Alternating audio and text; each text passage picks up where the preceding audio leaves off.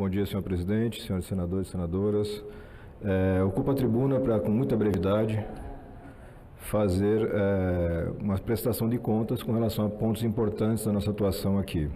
Começo pela atuação que mais tem chamado a atenção, a chamada CPI das Cortes Superiores, denominada pela imprensa, apelidada pela imprensa de CPI da Lava Toga, nome que a gente tenta evitar porque entende que é depreciativo para a grande parcela dos magistrados que são pessoas de bem. A pequena parcela não pode contaminar a maior. No tocante à CPI, senhor presidente, nós tivemos um requerimento apresentado com as 27 assinaturas colhidas, nós tivemos a retirada de 3 assinaturas, o senador Tasso, a senadora Cátia, a senadora Eduardo, Tocantins. E em seguida o presidente Davi, orientado pela Secretaria-Geral da Mesa, fez o arquivamento do procedimento. Apontamos que esse arquivamento descumpria o previsto no regimento interno da Casa. Apresentamos um recurso em relação a isso, esse recurso foi subscrito por 10 senadores aqui presentes, senador Cajuru, senador Regufe, senadora Elisiane, e novamente a Secretaria-Geral fez a orientação, o presidente a seguiu pelo arquivamento. Embora reconheça nas suas razões que assiste lógica racional ao pedido que apresentamos, porque o regimento é muito claro, deveria ocorrer a devolução para coleta de novas assinaturas e não o arquivamento puro e simples. Mas eu quero, senhor presidente, deixar claro que ele não vai perder tempo com brigas e chicanas regimentais. Isso não interessa ao Brasil, não interessa à Casa. Já estamos providenciando um novo requerimento. Desta feita, construído a várias mãos com colegas parlamentares aqui dessa Casa que compreendem, como Vossa Excelência compreendeu, a urgência e a necessidade de levar transparência às casas superiores do Poder Judiciário. Essa é uma luta da sociedade brasileira. Quem tem tentado deturpar isso, levando como pauta de ameaça, pauta de revanche, está desatualizado, está dessintonizado absolutamente daquilo que o povo quer. O povo quer ter transparência aqui no Senado, ele quer ter transparência na Câmara dos Deputados, nos governos, nas prefeituras, nas câmaras legislativas dos municípios, mas também quer no Judiciário. Estar no Judiciário, ocupar os mais altos cargos do Poder Judiciário não garante impunidade ou imunidade absoluta. E sobre esse tema, foi muito claro, muito cristalino o voto já proferido pelo Supremo por ocasião de uma outra CPI do Judiciário que tivemos nesta Casa, com grandes frutos para o Brasil. Sabe-se que naquele momento começou a investigação do TRT e começou a tirar esse véu de absurda opacidade que cobria todo o Judiciário brasileiro. Hoje não, primeira instância e segunda instância são altamente fiscalizadas, falta chegar às Cortes Superiores e vamos chegar lá, porque é isso que o Brasil precisa e o Brasil quer. Então esse requerimento está sendo apresentado, já vem com apoio, inclusive de construção, de redação e de indicação de casos, porque ao longo desse tempo, senhor presidente, nessa semana muito atribulada, recebemos colaborações do Brasil inteiro. Sejam denúncias, sejam apontamentos, nós temos material farto. Vamos ter que selecionar os casos, fatos determinados, descritos em uma peça vazada em moldes agora, mais acusatórios, porque esse foi o entendimento que a Casa exigiu, e assim cumpriremos, senhor senador Cajuru.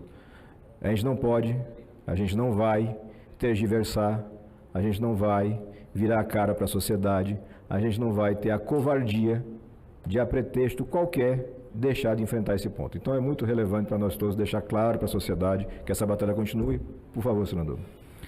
Senador Alessandro, eu assinei o pedido de instalação dessa comissão parlamentar de inquérito para investigar as cortes superiores desse país, os tribunais superiores, e assinarei de novo esse novo requerimento de pedido de CPI que Vossa Excelência está colocando. Eu não acho que CPI é solução para todos os problemas nesse país, não. Muitas CPIs, aliás, não dão em nada. Agora, é papel do Poder Legislativo a fiscalização de atos, sim. O Poder Legislativo tem entre as suas atribuições o papel de fiscalização. E cabe, ocorrendo fato determinado, cabe sim ao Poder Legislativo investigar. Então, Vossa Excelência, conte com a minha assinatura. Vejo que aqui, infelizmente, às vezes alguns têm receio de comprar brigas com o Poder Judiciário, mas nós temos que exercer o nosso papel aqui, o nosso papel constitucional e defender a sociedade brasileira. Alguns falam assim, mas vai dar um problema institucional. Isso dá um problema institucional com o Poder Judiciário. Problema institucional é o Poder Judiciário brasileiro ser o que ele é hoje. Um poder lento, burocrático, caro, cheio de ineficiências, cheio de tráfico de influências. Isso é um problema institucional, porque a sociedade deseja um poder que seja ágil, deseja um poder que cumpra com a sua função perante ela. Então, eu não generalizo, do mesmo jeito que eu não aceito essa coisa que todo político é ladrão, que algumas pessoas gostam de dizer na sociedade, também nós não podemos generalizar no outro poder. Até porque, como Vossa Excelência bem disse, a esmagadora maioria é formada de pessoas de bem. Agora, se há um fato, ele precisa ser investigado, sem pré-julgamento, sem pré-julgar ninguém, sem pisar em ninguém, sem linchar ninguém, mas dando direito de defesa, investigando, fiscalizando e cumprindo a função constitucional do Poder Legislativo. Então, terá minha assinatura esse requerimento de pedido de instalação dessa comissão parlamentar de inquérito. Agradeço as palavras, senador. Passa a palavra ao senador Cajuru. Senador Alessandro Vieira, eu tenho dito nas minhas redes sociais e em uma entrevista que vou dar hoje ao jornal El País, que esse Senado tem hoje, com maior surpresa, Vossa Excelência. E eu lhe cumprimento pela tranquilidade de seguir esse seu desejo, que é um desejo da nação, sem nenhum revanchismo. Eu digo às pessoas, a jornalistas, como o Datena que me perguntou, da Band, eu falo, olha, um homem preparado, Datena, um homem de honra absolutamente irretocável, respeitado em seu estado, respeitado pelos colegas aqui, sabe conduzir, sabe recuar no sentido de reconhecer às vezes que houve algum erro, né, na primeira redação da CPI. Ouviu um colega nosso junto comigo, eu aliás virei um auxiliar de Vossa Excelência, né? Todo dia eu vou lá e falo, o senador fulano veio aqui falar comigo, o delegado aceita, e Vossa Excelência aceita, ouve. Então essa capacidade de ouvir é muito importante. Eu tenho certeza que a construção agora será tranquila e que a Suprema Corte entenda que de nossa parte aqui, como Vossa Excelência colocou bem, apenas queremos fiscalizar, como colocou o senador Regufe. E nós não recuamos nem para tomar impulso. Esqueçam, recuar nós não vamos. Agora, vamos fazer um trabalho com respeito, vamos fazer um trabalho para mostrar à nação a verdade da Suprema Corte, como colocou bem, sabendo que lá tem reservas morais, né? Tem pessoas sérias, preparadas, que pensam no país e que respeitam. Então pode contar comigo, evidentemente. De novo, eu fui o primeiro a assinar e serei de novo, se Vossa Excelência me der esse prazer. Com certeza, senador Cajuru, o senhor nunca vai ser um auxiliar, um parceiro nessa construção de uma nova política que represente mais de perto o cidadão. Além disso, presidente, eu gostaria de pontuar aqui outra ação que estamos dando vazão, outra demanda da sociedade. Cumprimento o senador Expedião Amin, que é uma referência e um parceiro. Pois não, senador? Antes que Vossa Excelência trate de outra questão, eu gostaria de me manifestar a respeito deste assunto, sobre o qual o senador Cajuru e o senador Regufe já falaram. Eu fui um dos que não assinaram e procurei justificar a todos aqueles que demandaram, porque eu nunca neguei a minha assinatura a CPIs fundamentadas.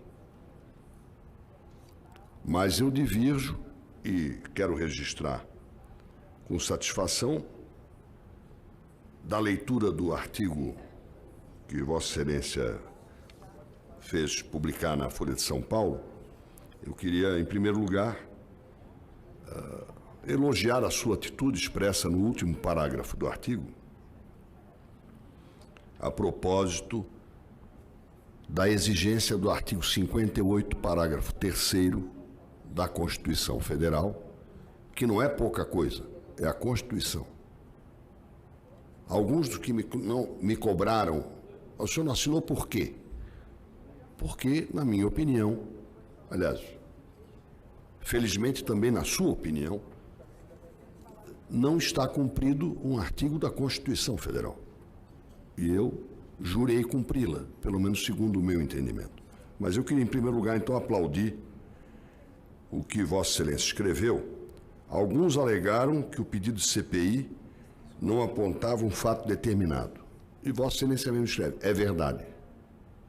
Portanto, é verdade que é preciso aprimorar o requerimento para que ele não pareça aquilo que Vossa Excelência tentou desmentir, para que ele não pareça um desejo revanchista de devassa. Não, eu quero fazer uma devassa. Desde o tempo do Tiradentes que fazer devassa, né, nós aprendemos na nossa história, devassa é para acabar com tudo. Res der electa. Né? Devassa e devastação se assemelham, por exemplo, delenda Cartago. Né? Era um senador que proclamava isso. Né? E deletaram mesmo. E ainda salgaram a terra. Né? Ou seja, esse espírito de destruição, de devastação, ele é exorcizado na nossa Constituição quando nós focalizamos. E Vossa Excelência, que tem a experiência de delegado-geral de polícia do estado de Sergipe, né, com mais a escola de Passo Fundo, né, sabe que uma coisa é um procedimento persecutório, outra coisa é um procedimento com foco determinado. E isso é o que o nosso direito estabelece. Tem que haver uma acusação, uma tipificação, nullum crime, nulla pena sine lege. Ensinou meu professor de introdução à ciência do direito, que eu vou mencionar o nome aqui, um exemplo de magistrado, professor Marcílio Medeiros Filho. Então, o fato determinado não quer dizer que seja um fato só, um incidente só, um episódio só. Mas é um gênero. E, particularmente, eu pretendo analisar e tenho a disposição de assinar o novo pedido de CPI, focalizando o fato determinado e, especialmente, se esse fato não disser respeito ao conteúdo da decisão judicial. Porque isso seria um arbítrio de nossa parte. Quer dizer, questionar ou pretender revisar uma decisão constitucional, uma decisão judicial transitada em julgado, seria típico da ditadura. Sim. Agora, questionar procedimento ou tipos de procedimento, ou um tipo de procedimento que, evidentemente, distorce a responsabilidade da decisão judicial, isso tem procedência. E eu até avencei pessoalmente, apresentei a Vossa Excelência pessoalmente alguns casos. Liminares que se transformam em decisão que gera despesa. Despesa que o senador não pode, como representante do povo, propor. Que se o Senado aprovar, vai ser questionada no Judiciário. E uma decisão solitária se transforma em despesa não autorizada no orçamento.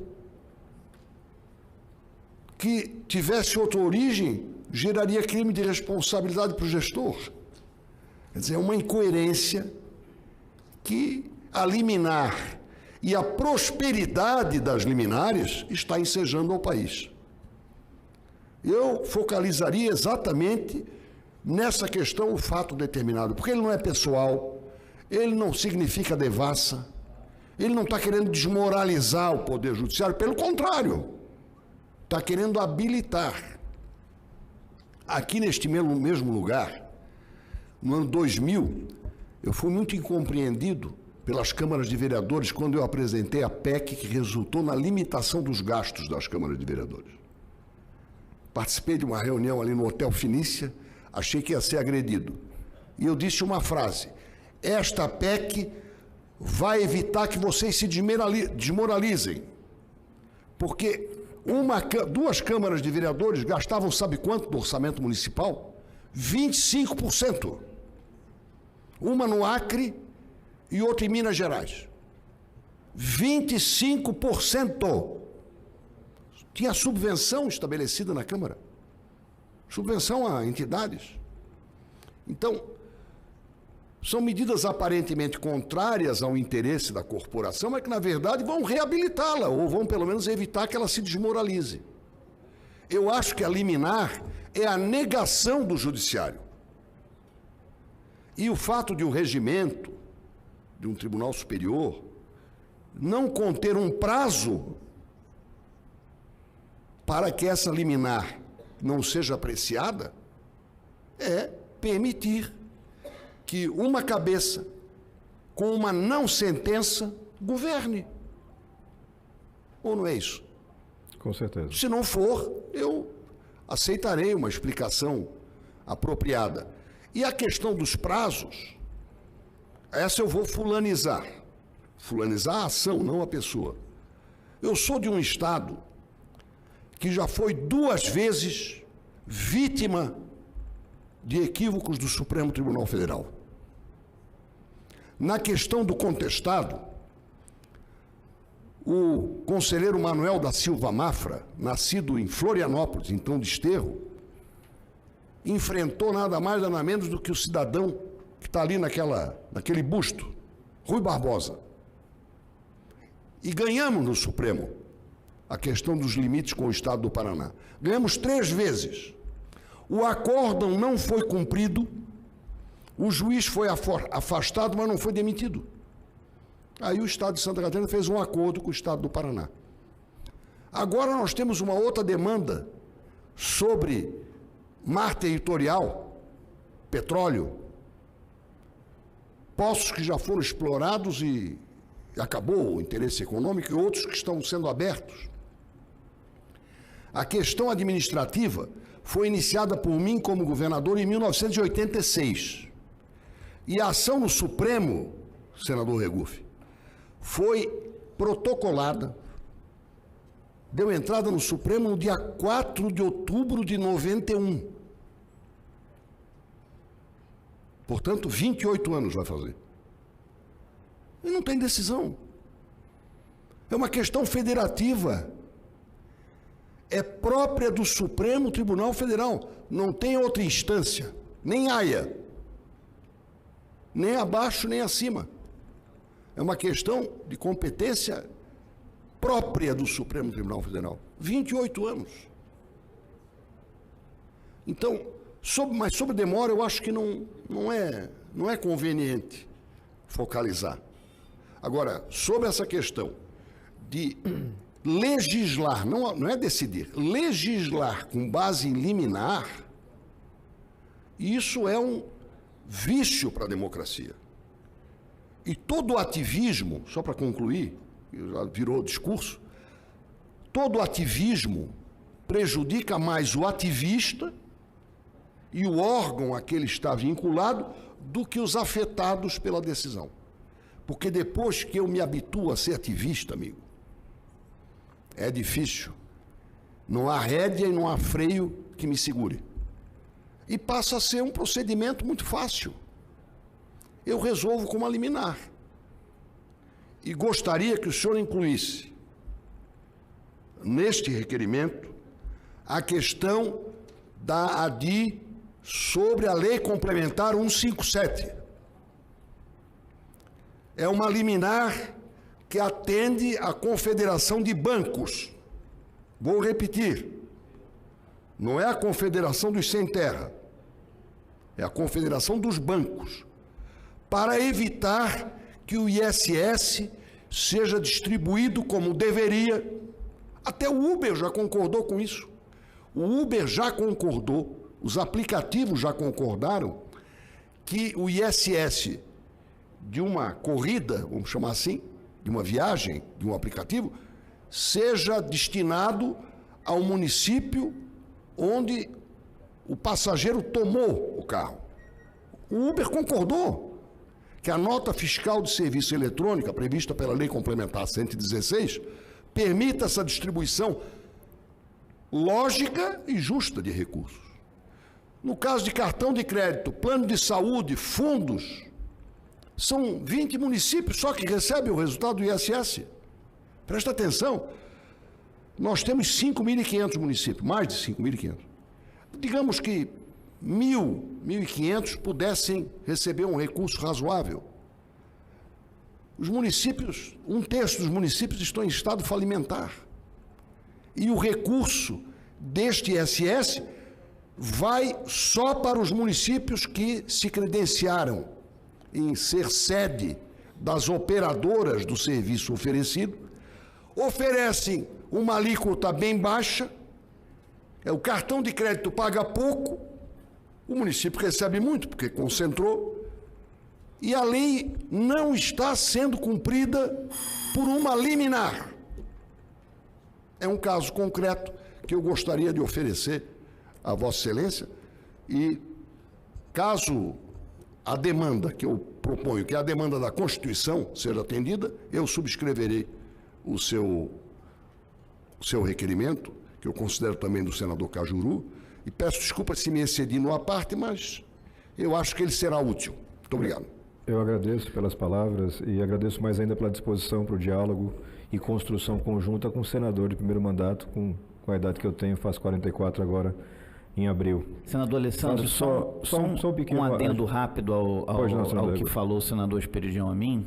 Além da questão das liminares, eu considero que os pedidos de vista que são exacerbados, não tem cabimento um ministro fazer um pedido de vista e ficar um ano com um pedido de vista. Pedido de vista, a pessoa pede, a pessoa estuda o que foi e a pessoa devolve, mas não fica um ano. Então, um ano não é um pedido de vista, um ano é uma forma de protelar determinada decisão e não um pedido de vista. Então, acho que precisa também ter um limite nos pedidos de vista. Como alguns são feitos de forma maliciosa, digamos assim, é preciso que também seja objeto de uma investigação. Agora, sem rever uma decisão, o objetivo não é rever, porque aí sim teria uma interferência no outro poder. Agora, poder também se debruçar sobre isso, eu considero correto. E considero correta a posição do senador Esperidião Amin com relação às liminares, acho que é importante. Sem querer tomar muito seu tempo, que já foi muito tomado. Não, okay, peço escusas também. É uma colaboração e uma construção coletiva, como deve ser na Casa Parlamentar. Faço só um pequeno registro sobre a fala do senador Esperidião Amin, por um dever de lealdade intelectual. A sequência da frase citada do artigo da Folha de São Paulo, se não me engano, circulou agora na terça-feira. Na terça-feira nós tivemos, a sequência lógica algumas pessoas alegaram que não existia fato determinado, não apontavam um fato determinado. E eu pontuo, é verdade. Mas dou uma sequência, não paro onde nosso senador Amin parou. A sequência existiam 12 fatos determinados, elencados no requerimento, 12 fatos. Mas, como disse, ele não vai cair na armadilha do debate eterno regimental, porque isso é um desserviço. A gente vai superar esse pedaço.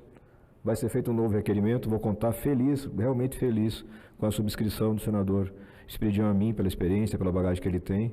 Tenho certeza que o requerimento, como será vazado, e ele está sendo construído em várias mãos, vai atender a todos os requisitos que se possa imaginar, vai ser vazado nos moldes do voto do ministro Celso de Mello, que aponta com clareza que podemos tocar questões operacionais, e aí você tem sim a questão da distribuição, do pedido de vista, são questões operacionais, não são questões de mérito, porque o regimento prevê 2 sessões para devolução, senador Regufe. Isso simplesmente é ignorado. A pauta se torna uma pauta imperial. Coloco na pauta o que quero, o que não quero, não coloco. Isso tem que ser tratado, e tem que ser tratado aqui por lei após uma apuração para que se compreenda as razões para que isso tenha acontecido com tanta reiteração no nosso judiciário. E o outro ponto que o nosso decano do Supremo aponta com muita clareza é a dicção da Constituição. Também cabe à CPI para apurar fatos concretos que possam configurar crime de responsabilidade. Uma vez que essa casa pode processar e julgar o impedimento de ministros no caso de cometimento de crime de responsabilidade, e aí a questão das liminares, ela muito claramente, em vários casos, aponta para a desídia. Para usar uma expressão leve, respeitando a casa, no mínimo desídia, Você deixar por 28 anos de decidir uma causa é, no mínimo, desídia. Encerrando, senhor presidente, e pela primeira vez ultrapassando o tempo, mas eu coloco na conta do Espiridião a mim a ultrapassagem, reiterar, a voz da sociedade vai ser cada vez mais ouvida nessa casa, de um novo formato, respeitando o conhecimento o acumulado de casos, o histórico que essa casa tem, que é riquíssimo, mas trazendo para cá a urgência e a velocidade que a pauta de hoje demanda. Precisamos avançar, precisamos acelerar e vamos colaborar dessa forma. Muito obrigado, senhor presidente.